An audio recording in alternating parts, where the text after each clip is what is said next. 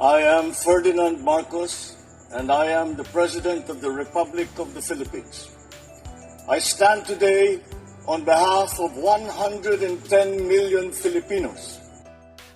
Hi everyone, hello universe, it's me again. Shoutout sa inyo mga kababayan, hello sa mga Marcos loyalists and supporters. Ayan, but anyway guys, meron tayong upload videos update.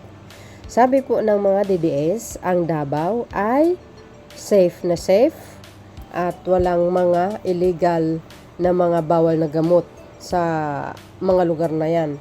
Pero guys, doon po kayo nagkakamali sapagkat itong videos updates natin sa inyo medyo fake news yata yung mga sinasabi nila, no? Dahil dito, ayan, shoutout sa inyo mga Marcos loyalist supporters, Filipinos and OFW. Ayan, mayroon tayong upload videos update sa inyong lahat. Shoutout sa mga DDS, oh. Ito sabi nyo, ang Davao ay very safe city. Sabi dito guys, sabi 31 arestado sa intensified anti-criminal ops sa Davao City and inaresto ng DCPO ang 131 individuals mula sa February 16 hanggang 22, 2025 bilang bahagi ng pinaigting na crackdown laban sa illegal na droga, pagsusugal, wanted person at loose firearms sa Davao City. Diba mga bes, ano po ang kapalagayan niya? Remember, yung 37 na employees ng Davao City guys ay positibo sa illegal na droga. Diba under ni Basti Duterte yan? Sabi ng mga DDS kasi malinis ang Davao, safe na safe. Ano yan? Biro mo, 131 arestado, intensified anti-criminality ops sa Davao City. Agay, bahagi na pinagting crackdown laban sa illegal na droga. Pagsusugal, wanted person, grabe. At lost firearms sa Davao City. Pag sinabi mo pagsusugal, hindi na tayo po magtaka. Kasi taga dyan ng protector Hindi kayo nalaw ka. Malay mo, taga dyan ng protector. Ano kapalagayan nyo, mga kababayan? Sabi po ng Pilipinas Today. So, dahil dito guys, eto pa. Nakita nyo yan, mga kababayan? Nako. Davao City again. February 27, 2025. I'm goes.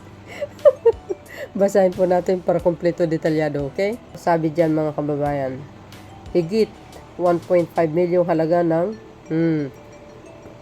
Shabura nasabat sa bypass ng PNP sa Davao City. Goes. Tuloy. Basahin nga natin.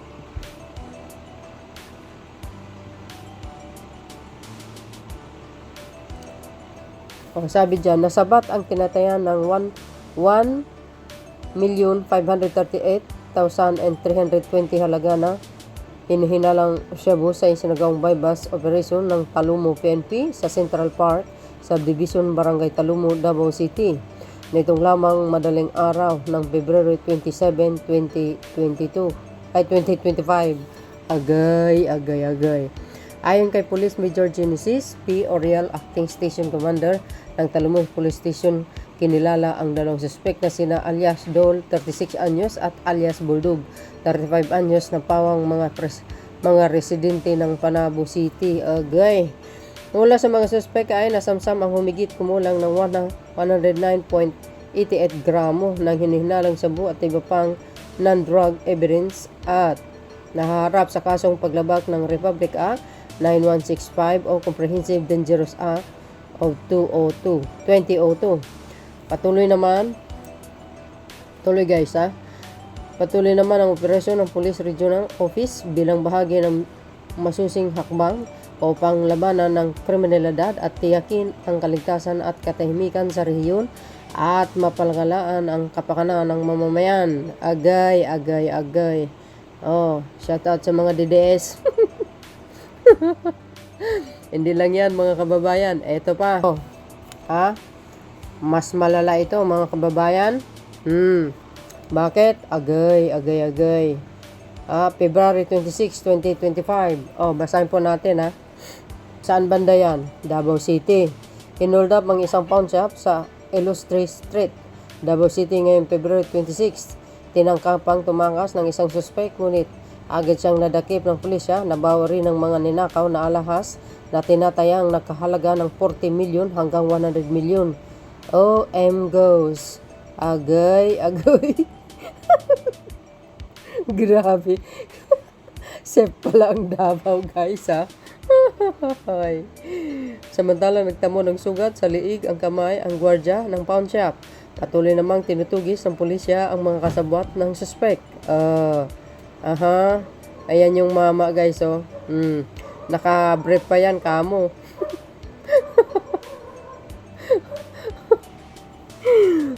Alam na this.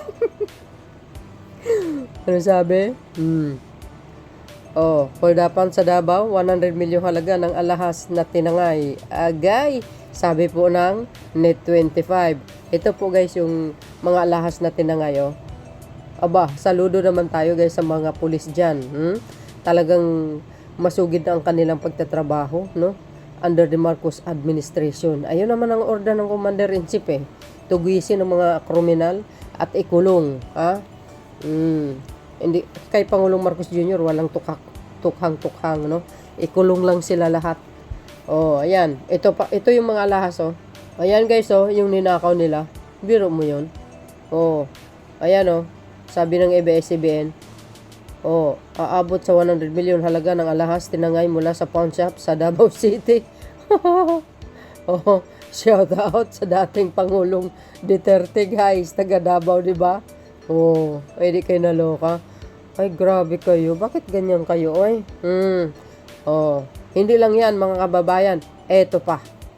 Nasabat ang higit 44 million pesos na halaga ng shabu sa buy-bust operation sa Davao del Norte. Nahuli naman ang mag-live-in partner na tagahatid daw ng droga sa ilang lugar sa Mindanao.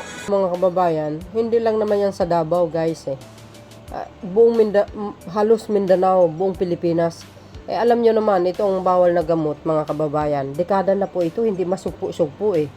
No? Kaya kailangan talaga ang mahanap, yung talagang pinaka-principal nito. Yung talagang mastermind ba? Mahirap talaga itong sugpuin. Grabe. Dekada na ito. Super. Pero mas malala itong past admin kasi sabi nila yung pinuno daw protector. Sabi nila sa kanya, So yun, guys, ang aking pinaka-latest updates video. Maraming salamat sa inyong watching. See you again on my next upload video. Bless Philippines.